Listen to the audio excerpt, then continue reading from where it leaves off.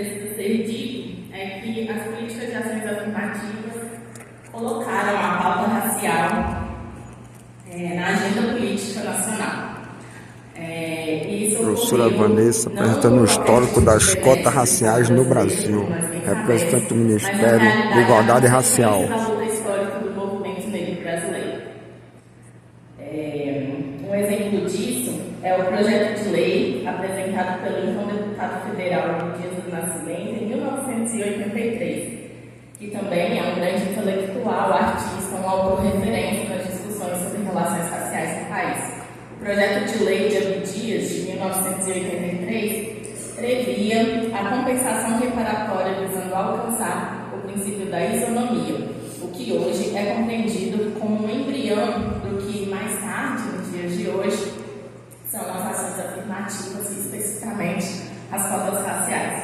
Durante a década de 90, diversos documentos produzidos pelo movimento negro, e é possível identificar nesses documentos ações afirmativas como sendo alternativas políticas possíveis para a reparação das desigualdades raciais históricas e persistentes.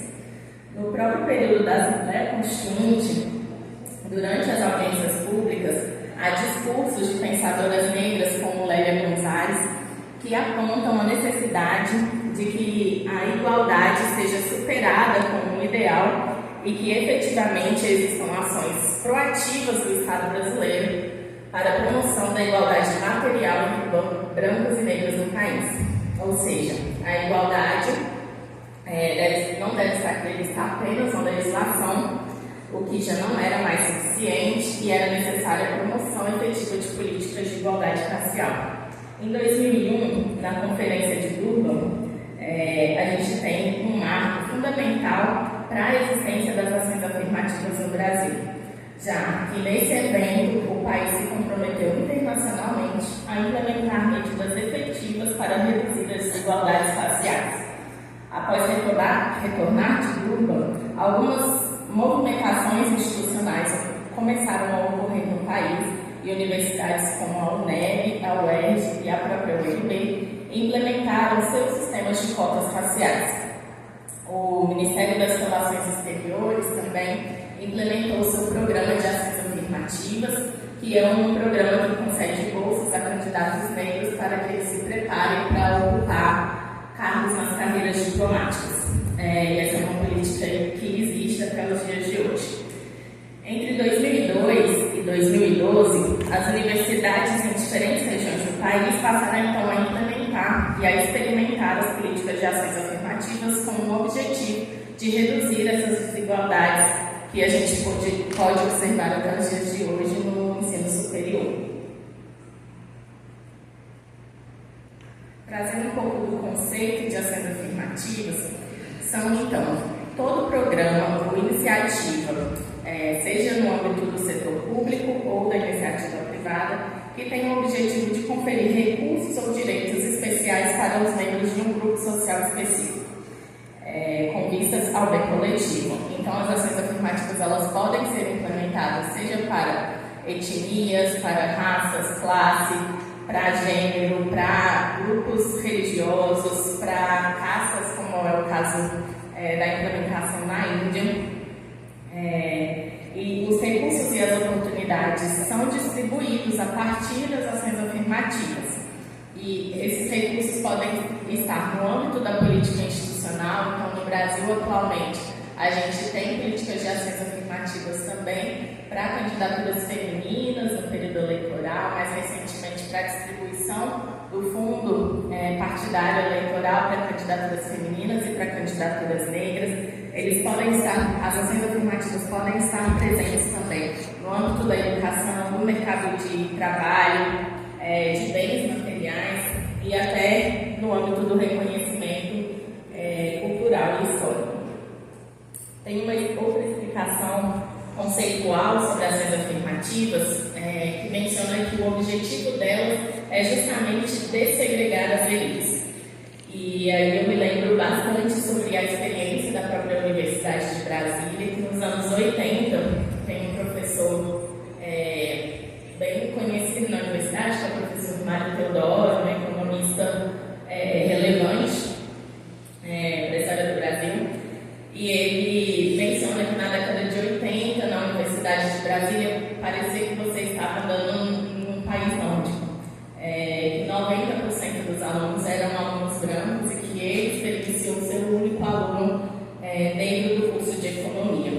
E é notável, se a gente olhar, por exemplo, das fotos de turmas de formandos atualmente, que do início dos anos 2000 até agora, com a implementação da política, a gente já tem uma nova composição desse corpo discente nas diversas universidades do país.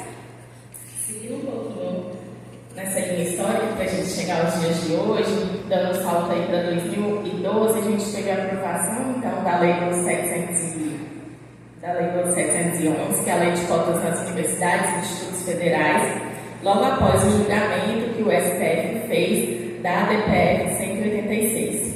Nesse caso, o Supremo Tribunal Federal decidiu sobre a constitucionalidade das cotas raciais, tal como aplicadas na Universidade de Brasília, e também decidiu pela pertinência da utilização das comissões de heteroidentificação para a garantia do sucesso da política. O relator, ministro Lewandowski, votou pela constitucionalidade e foi acompanhado pela unanimidade do pleno do STF. Essa decisão do STF teve uma repercussão muito importante no âmbito da política, que foi que meses depois o Congresso Nacional aprovou a então Lei 12.711, que instituiu esse modelo que é múltiplo, né, nós sabemos, de inclusão de pessoas no âmbito do ensino superior. Então, a questão da escola pública está contemplada por essa lei, a questão de renda também e a questão étnico-racial. Em 2014, o Brasil dá um novo passo e é promulgada a Lei 12.990, que estabelece 20% da reserva de vagas nos concursos públicos federais. Essa lei ela é criada no contexto de discussões sobre a burocracia representativa, que é um conceito que afirma que para que o Estado seja capaz de ser mais responsivo, ou seja, capaz de responder às necessidades e interesses da população, ele necessariamente precisa ter em seu quadro de pessoal pessoas com um perfil próximo ao da população. Os estudos têm apontado que um serviço público mais representativo da população aumenta a qualidade das políticas públicas e a confiança da sociedade nas instituições. Tem uma pesquisa recente que a gente tem utilizado bastante no Ministério, do Datafolha, com o movimento Pessoas à Frente, que indica que 71% das pessoas entrevistadas acreditam que a representatividade aumentaria a legitimidade e a confiança da população no funcionalismo público. Então, assim como até a professora Maria Angélica já mencionou, no serviço público a gente também vê colocadas muitas desigualdades. E o que a gente observa é que quanto mais prestígio e maiores remunerações as pessoas, os cargos têm, menos pessoas negras você vê na ocupação dessas funções públicas. Se olharmos para o Poder Judiciário, entre os servidores, apenas 27% são negros, o que já é muito pouco. Mas se observarmos os magistrados, apenas 14,25% são negros. Esses dados dão um pouco essa dimensão e estão presentes também nas relações que a gente observa dentro do Poder Executivo e também dentro do Poder Legislativo. Para concluir essa linha histórica, em 2023 a gente teve uma inovação também no âmbito normativo, que foi a publicação do decreto 11443, que é esse decreto que prevê o preenchimento de cargos e funções comissionadas nos órgãos do Executivo Federal por 30% de pessoas negras. Ou seja, nesse momento, nesse governo, a gente tem pensado, para além do ingresso no serviço público, também na ascensão das pessoas negras dentro das carreiras públicas, porque os dados indicam que as pessoas negras que conseguem ingressar não conseguem ascender e ocupar os cargos de tomada de decisão e poder das instituições. Quero falar agora também um pouquinho sobre os dados da implementação das cotas na educação.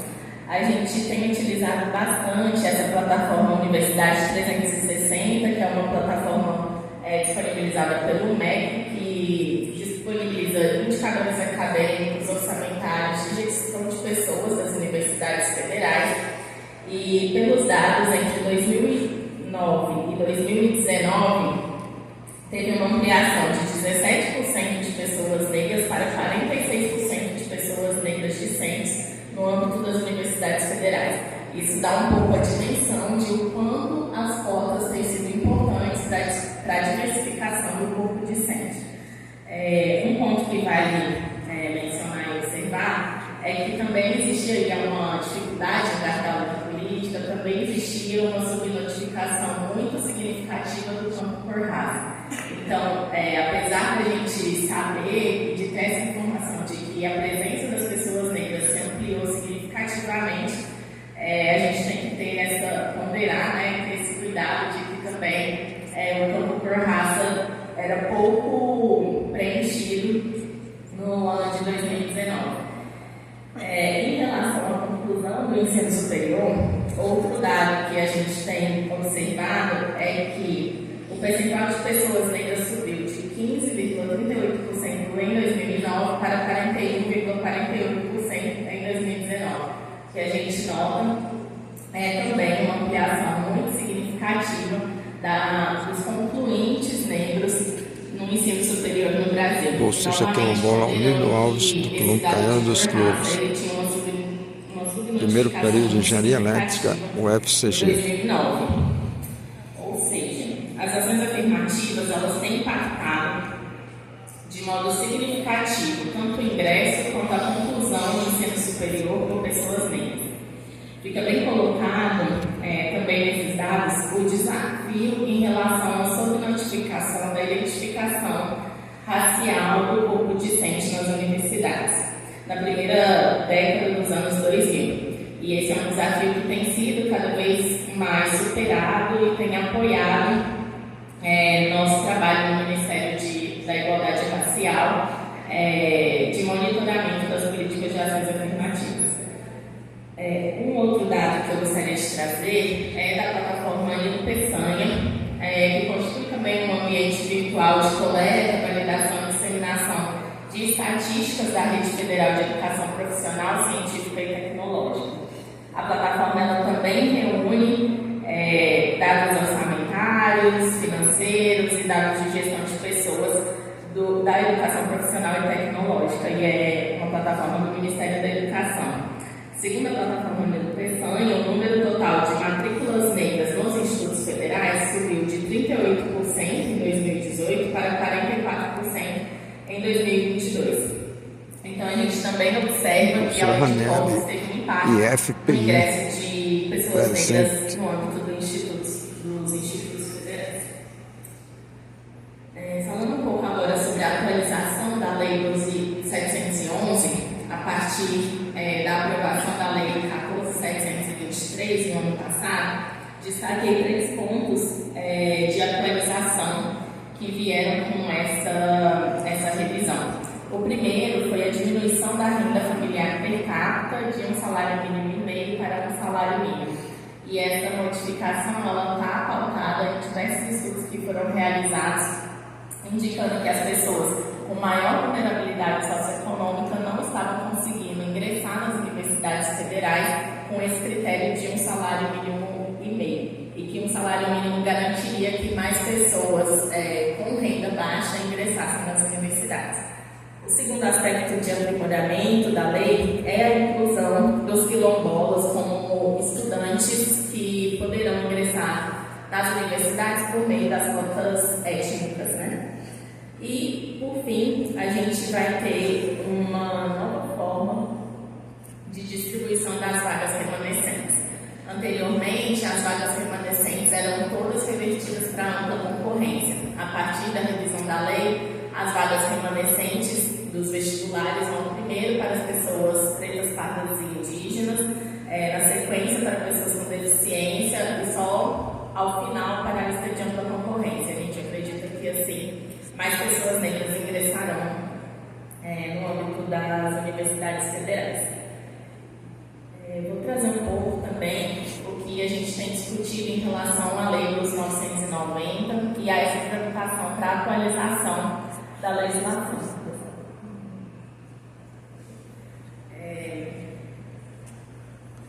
Parabéns, professora Vanessa. A lei, os resultados da avaliação indicam que a lei de cotas no serviço público garantiu sim o ingresso de mais pessoas negras no âmbito do serviço público. Mas, se a gente observar os dados do quadro geral de servidores, a composição geral de servidores, a gente teve uma modificação de apenas 3% de aumento de pessoas negras no Serviço Público Federal. E vários motivos explicam essa baixa diversificação do quadro funcional da Administração Pública Federal.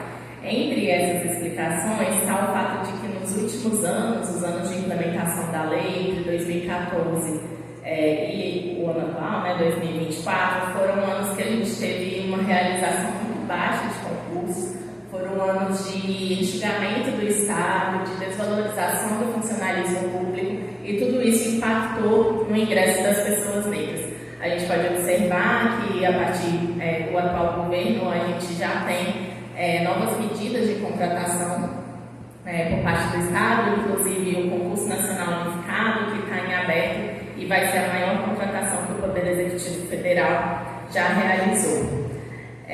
Além disso, o período da pandemia foi também um período que impactou de forma muito significativa a lei, porque as contratações públicas ficaram suspensas por quase 2 anos, e isso fez com que menos pessoas negras ingressassem.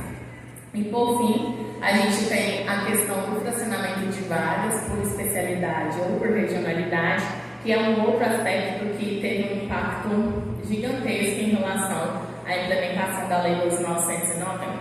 Essa aplicação da lei, principalmente nas universidades federais, fracionando essas vagas por especialidade, tem um estudo da ENAP que indica que de aproximadamente 16 mil vínculos estabelecidos, de 16 mil pessoas contratadas como professoras do magistério superior no Brasil entre 2014 e 2019, apenas 96 dessas pessoas ingressaram pela lei de cotas, sendo que esse número deveria ter sido muito maior. Essas são algumas das explicações para a baixa efetividade da implementação da Lei 12.990, e é também por esse motivo que nós temos defendido no âmbito do Congresso Nacional a renovação da Lei de Cotas dos concursos públicos. Entendemos, no âmbito do Ministério da Igualdade Racial, que ainda não foram atingidos os objetivos que a lei pretendia. A gente ainda não tem equidade racial da maneira como esperamos e desejamos no âmbito da Administração Pública Federal. E temos apoiado o projeto de lei que está em implementação, que é o 1958, de autoria do senador Paulo Paim. Tem 2 semanas mais ou menos que esse PL foi aprovado no âmbito do plenário do Senado Federal. Agora ele segue para tramitação na Câmara dos Deputados, e entre os principais pontos de aprimoramento que foram discutidos, inclusive pelo Ministério da Igualdade Racial, junto aos senadores que trabalharam na proposta, é a ampliação de 20% para 30%, entendendo que essa ampliação do percentual vai acelerar o processo de ingresso de pessoas negras no âmbito do Executivo, a inclusão de indígenas e quilombolas como sendo também beneficiários dessa proposição, a previsão legal das condições de identificação. Vocês, todos que estão fazendo curso, devem saber que atualmente a gente tem a normatização só em um ato infralegal, e a gente acredita que trazer a necessidade da comissão de identificação para o âmbito da lei vai dar mais segurança jurídica e vai garantir que a partir do Executivo a gente consiga estabelecer melhor as orientações e diretrizes para a execução das condições de identificação. Nesse projeto de lei, a gente também incluiu alguns mecanismos para evitar o fracionamento de vagas, e trabalhamos em relação ao aprimoramento do monitoramento e avaliação da lei, que foi um gargalo muito significativo nos últimos anos. Já para concluir, eu acho que eu já venci o meu tempo. Em termos de avanços e desafios, que é o título da mesa, acredito que no âmbito da educação é um avanço que a gente tem a abertura desses espaços acadêmicos para que pessoas negras produzam conhecimentos e tenham as mesmas oportunidades. É muito relevante essa diversificação do perfil discente, a diversificação das epistemologias, como muito bem colocou a professora Maria Angélica, essas mudanças culturais que ocorrem a partir da implementação da lei, que vem desse convívio com o outro, que produz a redução dos preconceitos.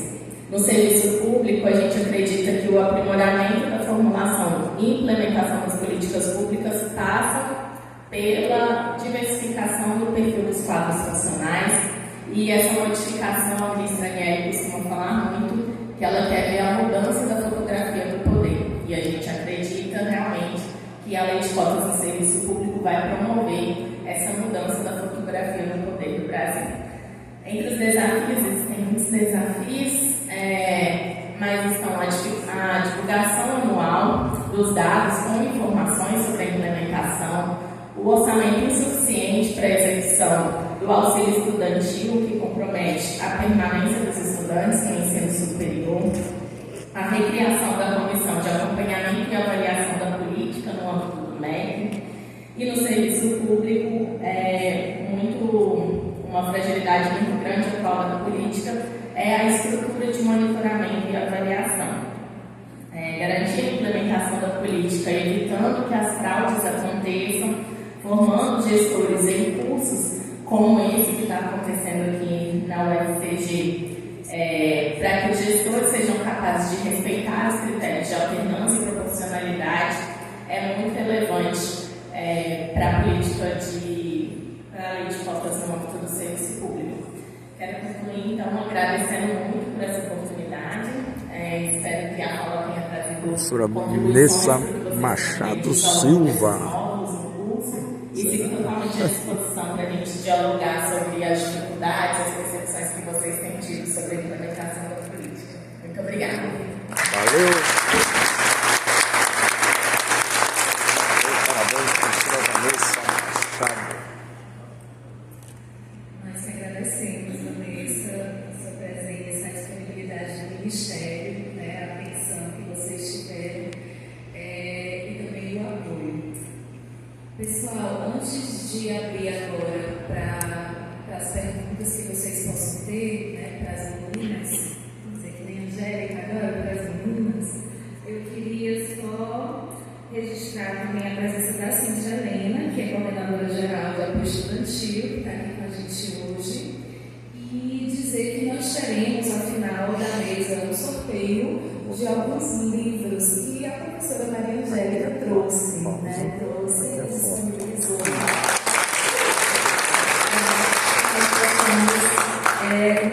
Ser presenteados com esses livros. Então, a Cinha, ela está organizando o sorteio a partir do registro de frequência dos participantes, e ao final a gente vai realizar. Então, agora eu queria pedir para quem está aqui hoje, presencialmente.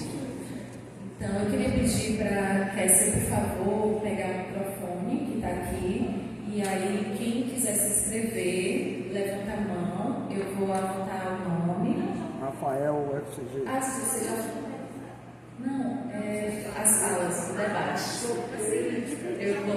Já está com essa marquinha, está ansiosa pelo livro. Amiga, anota meu nome nesse papel, porque eu não passei por essa lista de frequência. Eu quero me aí, por favor.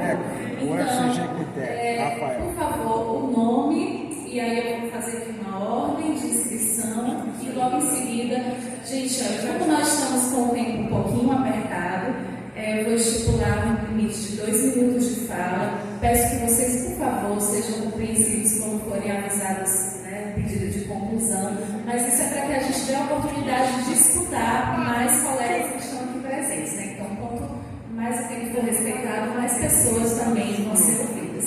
Nós temos uma inscrição aqui. Eu queria agradecer a mesa, a Maria, a Rebeca. E aí, eu não tenho exatamente uma pergunta, mas uma reflexão que você comunica de fora. E em relação às ações afirmativas aqui na pós-graduação, de modo geral, da UFCG, Tem a resolução 2003, que ela fala que, basicamente, as pessoas que estão solicitando as afirmativas, elas também estão concorrendo na concorrência, Então, se os alunos que escolhem as afirmativas, se eles conseguirem passar nas etapas dos respectivos editais das graduações, eles vão deixam de ser afirmativas e passam a ser para concorrência. E por que a UFCG faz isso? Faz isso no intuito de, no resultado final, apenas atribuir a colocação da lista final do resultado a um critério de mérito, né? Um critério de nota, que é um critério que a CAPES estabelece em 2008, e é um critério extremamente deturpado e tosco. Né? E aí, a minha manifestação é justamente para pensar isso. A gente tem a OVAP, né, que pensa em critérios de permanência para estudantes de pós-graduação, que pensa essa questão de priorizar bolsas, né, para essas pessoas que solicitam ações afirmativas, mas, como a gente vê que na UFCG isso não ocorre. O que ocorre é um critério de nota em que solicitantes de ações afirmativas concorrem com a mesma vista com a concorrência. E o que dá o seu exemplo da minha pós-graduação, eu sou de Ciências Sociais, e dos 20 alunos que entraram no programa esse ano, no mestrado, 5 foram para ações afirmativas e nenhum dos 5 conseguiram bolsa. E isso é uma realidade bem dura, né, de se perceber mais um programa sociais. Obrigado, é mais uma manifestação de desconforto. Então, obrigado. Obrigada, Luiz, atualíssimo. Agora, Rafael ou Moisés. Sou eu. Já viu esse jeito? É ele mesmo.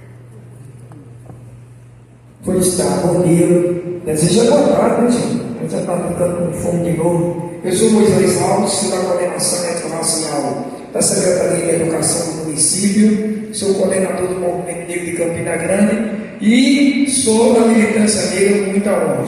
E tem algumas coisas que nos preocupam bastante nessa questão, quando se trata de reconhecimento da questão histórica negra no Brasil, e especialmente na região Nordeste. Primeiro é a tentativa de querer ridicularizar. Isso passa pela mídia, passa pelas instituições, a tentativa inclusive da sociedade, não sei qual, mas de vez em quando tem tronchar o nariz, mas esquece que esse país escravizou, trouxe para escravizar 4 milhões de seres humanos. 4 milhões, tá? É muito para a época. E essa dívida ainda precisa começar a ser paga. É uma questão que está na lei de cotas. E a razão de é muito questionar as cotas. E o que é preocupante nisso? Preocupante são os dados da educação nos anos iniciais, em que aparecem os índices, a maioria dos meninos negros não são alfabetizados, e as meninas negras, as meninas quilombolas, o povo cigano não estão no estado de alfabetização potencial para alcançar a questão das cotas. Isso é preocupante. E a outra coisa muito preocupante é que nós precisamos definitivamente colocar a pauta negra com muita seriedade nesse país, porque há uma espécie de não existe, essa pauta não nos interessa. A pauta da questão dos povos originários indígenas, o mesmo olhar. A pauta das mulheres, e se for nordestina e negra, esse não é para ficar. Então, o que é que nós precisamos fazer? A gente precisa repensar a forma de enfrentamento e a forma de política pública. Porque aí eu vou usar aqui a metodologia da professora, peço licença para usar, mas a gente precisa olhar nos olhos da sociedade. A sociedade somos nós. Quem é que está decidindo por nós? A sociedade é essa. Não é a sociedade que debateu com nós. Então, eu gostaria que a gente pudesse fechar nesse sentido, mas fazendo para o campo de definição a educação. Negra é assim, quando pega o microfone, nunca quer parar. Quando a gente está aqui entre os nossos, aí é que a gente tem vontade de falar bem. Gente, próximo é Rafael.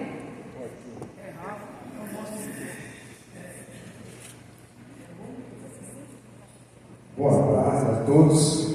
Vou começar parabenizando a professora Vanessa Machado e registrando o que a UFCG precisa registrar.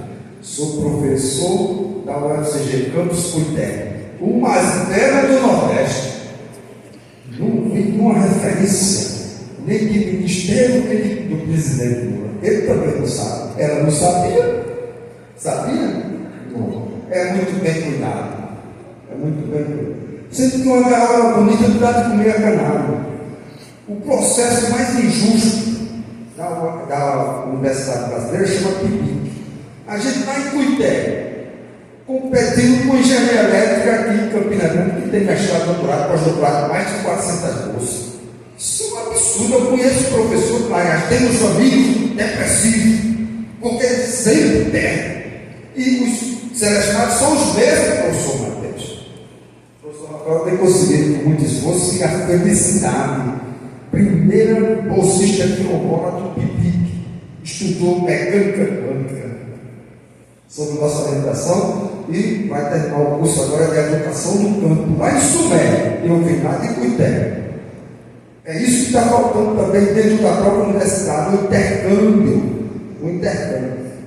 E temos aqui um exemplo. O Onildo Alves, ele fez em SEJA, Exame Nacional de Certificado de Competência para Gerenciador. Conseguiu com 48 anos, o terceiro ano do ensino fundamental. Mas ele, ao invés de dar os parabéns, eu dou meus pesos. Ele voltou para a escravidão, se acorda 5h30 da manhã, para aprender derivada integral, e não tem apoio nenhum da UFCG. A não ser Rafael, filho de Mané, trabalhar em Cuité. Mas fica difícil. A instituição tem que se preocupar, porque o meu trabalho é voluntário. Vou lá no quilombo, dou aula difícil de matemática, e levo minha filha, ele fez 940 pontos de redação, na redação do Enem, para dar dicas de redação. É muito pouco. Falta história, falta geografia, falta inglês, falta tudo. Mas a gente faz um pouquinho e já conseguimos 18 bolsistas quilombolas. O professor Rafael não sabia que existia a bolsa quilombola. Fiquei sabendo faz 6 anos, dentro da própria instituição. Fiz um projeto de iniciação científica em Cuité, o bolsista quilombola, o William, de Serra do Abreu, se interessou. Aí eu disse, professor, vou encerrar. Quando essa bolsa, na época R$400, o Lula aumentou para 700, todo mundo sabe disso. Mas ele falou, minha bolsa é 900, não existe. Fui lá e descobri, é verdade. O William hoje é estudante de doutorado. Vitória da UFCG, né? Vitória da UFCG. Encerrando, realmente é muita coisa para falar. Parabenizar a todos pelo evento e a dificuldade que eu acompanhei do transporte, a dificuldade para vir. A cota é muito bom, a bolsa é muito bom, mas uma gaiola bonita não dá para comer a canário. Caindo dos Trouxas, fica 13 km do centro da cidade, e depois tem que ir até a Sumé, que são mais de 200 km. Não existe apoio nenhum. Então fica difícil. Fica difícil. Mas é assim, né? A gente vai fazer a nossa parte e alertando os colegas que precisa fazer a sua parte também, no intercâmbio científico dentro da própria instituição. Obrigado. Temos agora Franciele. Muito bem, parabéns, Moisés. Quanto mais a gente respeita o tempo, mais a gente dá oportunidade de outros colegas falarem também, porque a fala de todo mundo aqui é importante, é igualmente importante. Pode tratar.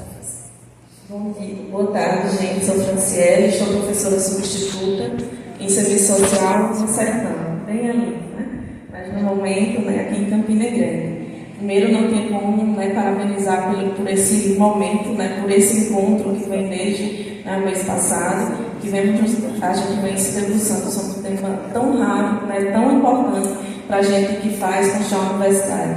E não tem como também a gente passar, enquanto mulher negra, filha de agricultores do interior do Ceará, adotada pela Paraíba, dizer que a gente chegar à universidade ultrapassa essas barreiras as quais a Angélica também trouxe para a gente. E a gente, acho que todo mundo se emocionou, principalmente quem é pessoa negra, de como de fato essas barreiras elas nos atingem, né? E que por vezes a gente precisa quebrar, né, alguns ciclos para poder chegar em alguns espaços. E a gente sabe, como disse o professor Delton, acredito que Vanessa o conheça, né? Participei de um curso diretamente com ele, que ele disse que não basta apenas o acesso e a permanência. É preciso que a gente também tenha sucesso nos espaços nos quais a gente está. E para ter esse sucesso, a gente precisa dessa oportunidade que tanto foi falado. Então, nesse sentido, dialogando com a questão dos 20%, recentemente fiz um concurso dentro desses 20%, fiquei em terceiro lugar, o famoso terceiro lugar que às vezes as pessoas questionam, porque a gente sabe que na universidade ainda, infelizmente, tem um pacto da branquitude que por vezes burla os 20%. E a gente, infelizmente, precisa falar sobre isso, e não é só na UFCG, é em todos os outros casos. Vanessa sabe muito bem disso, isso é uma discussão de quem fala sobre a questão étnico-racial e das cotas nas universidades. E para concluir, só dizer que a gente precisa rever também esse 20%, porque às vezes as vagas que são remanejadas, elas acabam não contemplando quem entra na universidade, e não é os 20% que entra, seja enquanto estudante, seja enquanto servidor. E aí, como é que a gente faz? Por isso que eventos como esses são importantes para a gente rediscutir, inclusive esse pacto da branquitude que às vezes nos afeta diretamente.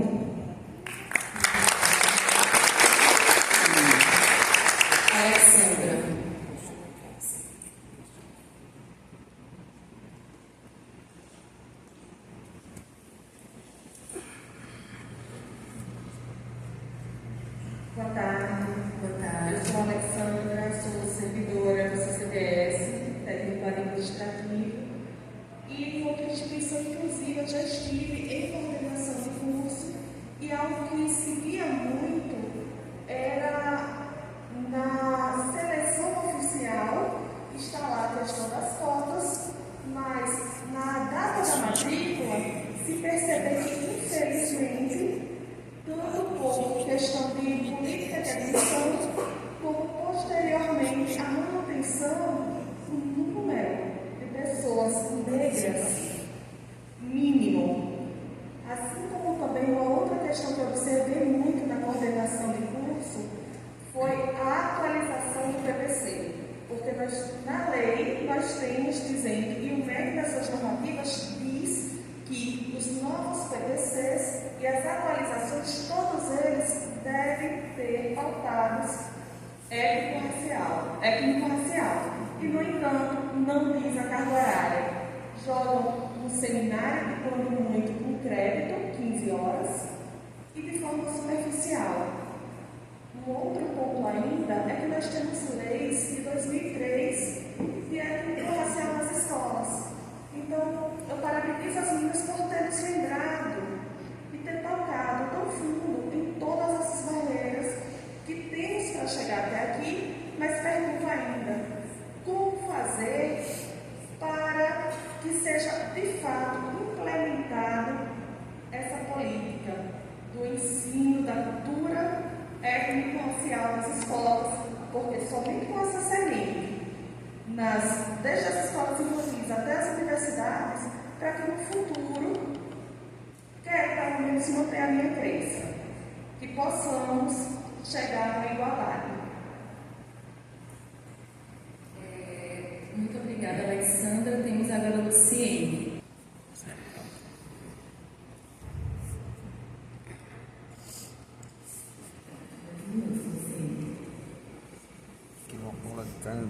Professora pedagoga Luciana Tavares. Bom dia, não sei se é bom dia ou boa tarde já.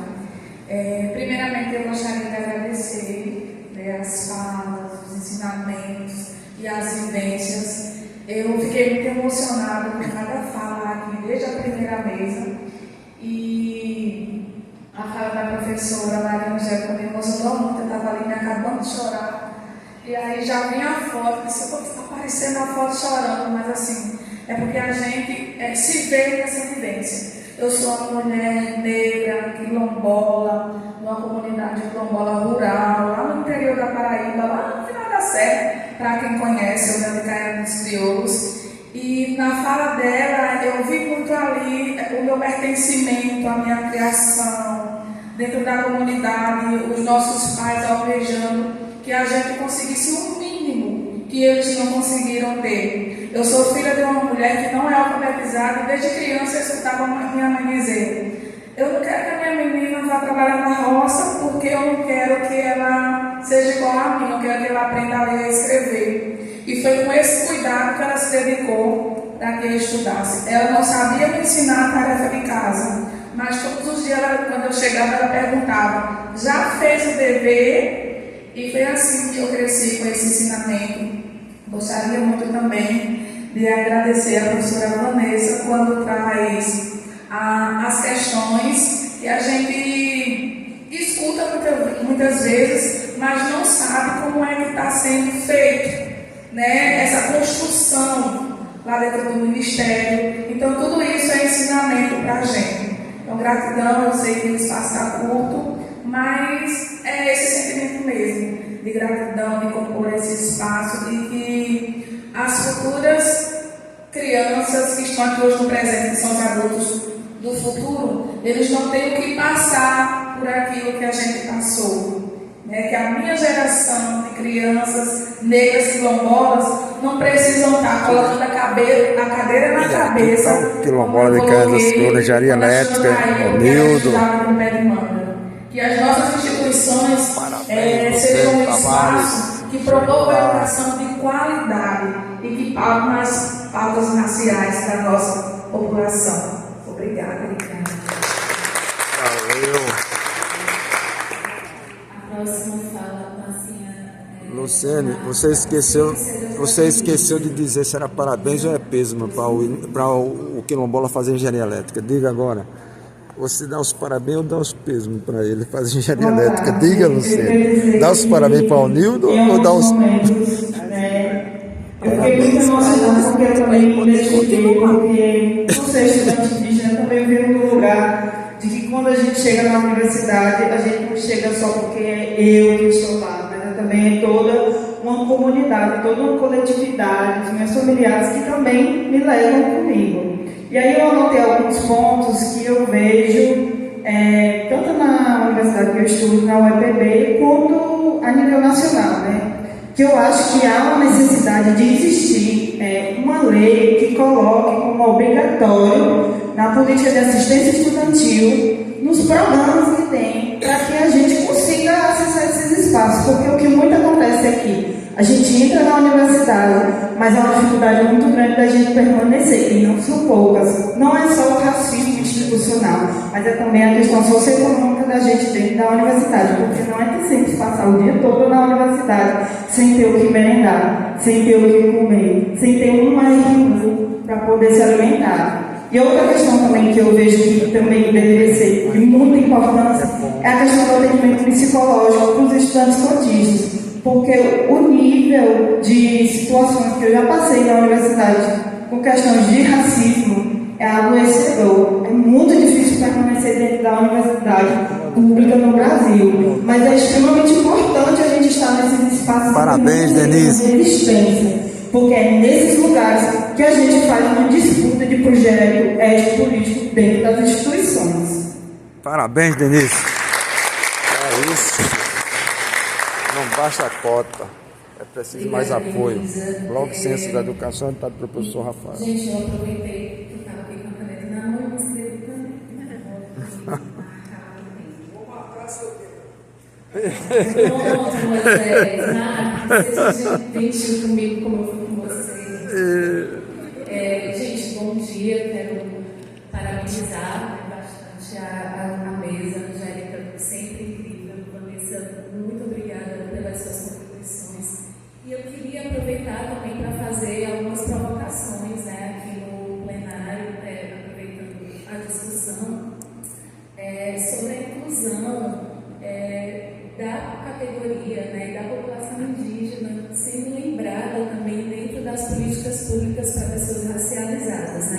A gente sabe que a população racializada no Brasil ela é composta por pessoas de descendência africana e também indígena. A gente sabe, principalmente por viver na Paraíba, que esse território que a gente está aqui, ele é muito marcado pela presença dos povos originários, e por mais que a identidade das pessoas ela tenha se perdido enquanto afirmação mesmo identitária, eu sou indígena, porque muitas vezes se perdeu a história das nossas famílias, que é a mesma coisa que acontece com as pessoas que vêm também, que são descendentes que veio de África. Então a gente perde o rastro das nossas histórias, dos os nomes dos nossos povos, das nossas línguas, mas a gente ainda guarda muita coisa, né? A gente não só perde, a gente ainda tem as memórias das nossas famílias, a gente ainda tem as narrativas e a gente ainda tem a presença em tudo que nos cerca, né? Dessas raízes, como a gente tem aqui tão forte na Paraíba, as festas juninas, né? Que são festas com fogueiras, para celebrar a colheita do milho, do amendoim, da mandioca, com danças circulares. Então, assim, a população indígena, ela ainda, no censo, é extremamente reduzida, é uma população contabilizada como muito pequena, ainda em termos percentuais e numéricos, mas é uma população que ela é muito grande visualmente, né? Inclusive, assim, uma das questões que a gente... 2 minutos, eu vou concluir, eu prometo. Uma das questões que a gente tem bastante se questionado e tem tido que refletir, enquanto membro de comissão de identificação, né, é o quanto as pessoas autodeclaradas pardas, por exemplo, nesse nosso território, são pessoas que têm traços muito marcantes da miscigenação, né, da mestiçagem com a população indígena. E o quanto a gente precisa também adaptar o nosso olhar, né, a racialização das pessoas dentro do nosso território, a partir do nosso contexto, né? Quem são as pessoas racializadas que nós encontramos aqui nos nossos candidatos de identificação, né? Então, aquelas perguntas que a gente se faz, a entrada dessas pessoas, ela vai trazer diversidade, né, para a universidade? Quem são as pessoas que vão fazer a universidade ter cara de povo? Quem é o povo da Paraíba, né? Então, assim, que a gente possa também se perguntar essas coisas e deixar como uma questão também para a Vanessa, que o Ministério da Igualdade Racial, ele represente todas as pessoas racializadas, né? Então, assim, todos os grupos racializados, que a gente tenha mais pessoas pretas, mais pessoas pardas, mais pessoas indígenas dentro de todos os espaços. Valeu, é isso.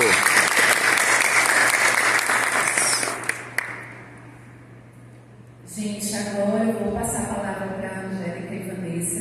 Eu vou, infelizmente, pedir que elas sejam breves nas respostas e já façam também as suas considerações finais. Apesar de eu estar muito empolgada com a presença... É o debate das cotas raciais e heteroidentificação, perspectivas para atuação em comissões de avaliação. É o modo presencial do curso de formação da UFCG. Hoje, dia 6 de junho de 2024. Presença de todos os resistentes até esse horário, né, como almoço cientista por conta do tempo. Isso demonstra, como bem disse a companheira, que o tema envolve bastante as pessoas aqui na universidade e há um interesse muito grande em compreender e se aprofundar em relação às ações afirmativas no Brasil. Todos os questionamentos são muito pertinentes, eu fiquei muito feliz e fui anotando todas as questões que foram trazidas. Acho que eu não vou conseguir passar por todos, mas só começando do final para o começo, tentando dar um panorama da minha percepção. Essa questão sobre a inclusão dos indígenas nas políticas relacionadas à igualdade racial no Brasil é fundamental. O Ministério da Igualdade Racial tem trabalhado muito em parceria com o Ministério dos Povos Indígenas e temos aprendido muito sobre as necessidades, sobre as demandas dos povos indígenas em todas as nossas políticas. Temos construído conjuntamente essa transformação que nós queremos no país. Em relação à assistência estudantil, assistência psicológica para os estudantes cotistas, outro aspecto muito relevante que nós temos pensado nas políticas de permanência. O Ministério da Igualdade Racial tem aportado recursos tanto no PIBIC de ações afirmativas, como no PIBIC de ensino médio, no caso dos institutos federais, para apoiar de alguma forma os estudantes a estarem e permanecerem nesses espaços universitários. Falando um pouquinho como ciência sobre essa experiência de pessoa quilombola dentro da universidade, que se identifica muito com a trajetória e história da professora Maria Angélica. Acho que as nossas histórias se intercruzam, né? E a gente se vê umas nas outras, nesses espaços que são tão excludentes e que nós temos tensionado com as nossas presenças e os nossos saberes. Acho que as outras questões que foram trazidas, como eu disse, anotei tudo para poder levar para o Ministério, discutir com a secretária, discutir com os demais técnicos. Eu estou totalmente à disposição, à tarde vou estar aqui para conversar com vocês, que quiserem ainda falar conosco. O Luiz, a gente já teve a oportunidade de conversar, a gente vai estar trocando informações oficiais também para que as universidades adequem os seus normativos para contemplar a permanência dos estudantes cotistas no âmbito da pós-graduação. Esse é um aspecto muito relevante da política também. Enfim, quero muito agradecer e colocar totalmente à disposição. Parabéns, professora Vanessa Machado, representante do Ministério da Igualdade Racial. Para a professora Angélica. Você pergunta como fazer isso efetivamente, né? Como é que se faz isso acontecer? A gente fala o tempo todo, como é que faz isso acontecer? De gotinha em gotinha, né? É bem aquilo da lenda do beija-flor. Então, a floresta é imensa, você acha que não vai tentar apagar o fogo, mas coloca a gotinha lá. Então, em pequenas práticas. Perceber quando o aluno chega muito tarde, nem sempre reclamar porque ele chegou tarde. Porque eu sempre fui uma professora muito rígida, meus alunos normalmente sabem disso. Então, para mim era um absurdo o aluno chegar tarde porque ele ia perder a aula. Eu sabia que era aquele espaço que ele tinha para aprender. Mas eu tinha como chegar na universidade na hora. E muitas vezes os alunos não têm.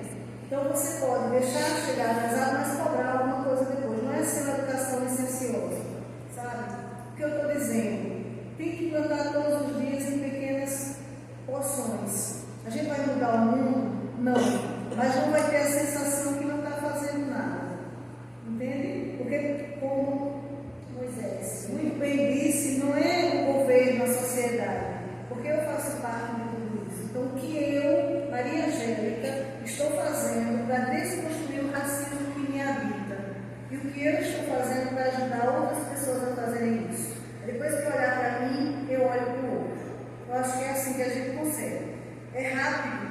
Não. É homeopático, não é alopático, de forma alguma. E agradeço assim, eu ouvi muitas pessoas agradecendo, né? Eu acho que a gratidão é minha. Porque, como diz Grada Quilomba, a gente sempre falou, né? Eu também com essa camisa linda que eu ganhei, uma pessoa muito amada. Tirar a máscara, a gente sempre falou, mas a gente nunca foi ouvido. E ter vocês aqui para ouvir, isso é grandioso. Então a gratidão é minha. Muito obrigada. Valeu, professora Angélica, curso de letras, UFCG Campus Sede. Gente, e é com muita alegria que nós encerramos, né, os trabalhos da manhã de hoje.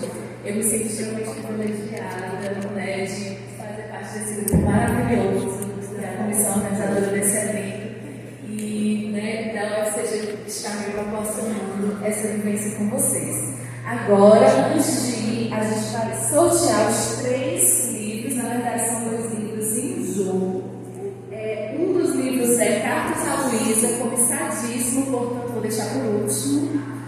Primeiro livro, Mulheres e Deuses, como as divindades e os mitos femininos formaram a mulher atual, de Renato Moreira. Téssia, quem é realizar? Só tem seu nome.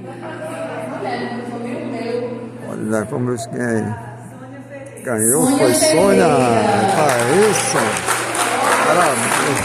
Olha a Sônia aí. Sônia. Combina com você, viu, Sônia, do verso Poderosas. Parabéns. Você pode entregar, por favor, o presente de Sônia.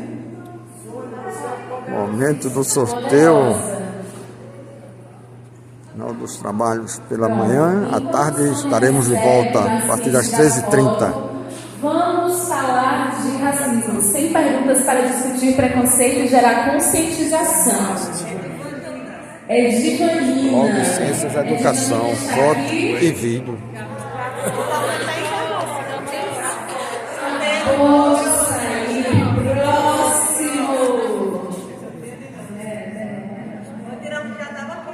Eu aposto que vai ser indígena. Jonas. Aí, Jonas, dessa vez ele tira a barba. Dessa vez ele... Entregue, por favor, entregue o prêmio de Jonas. Ai, Jonas. Das mãos de quem trouxe o brinde. Isso. E vamos lá, então. Pronto. Cartas da Luísa, memória de minha trajetória acadêmica de Maria Angélica. Quem vai ganhar? Denisa! Denisa merece! Falou bonito, Denise, merece o prêmio. Por favor. Parabéns, Denise. Olha aí, vai receber da professora. As duas aí, isso. Gente, legal. é isso. Muito obrigada pela presença de todos até aqui. E nos vemos às 15:45, logo mais. Ciências da Educação, educado pelo professor É Rafael. só um almoço rapidinho. Vamos voltar que o dia tá bom. Isso. Aqui tem RU para almoçar. Tem restaurante pertinho.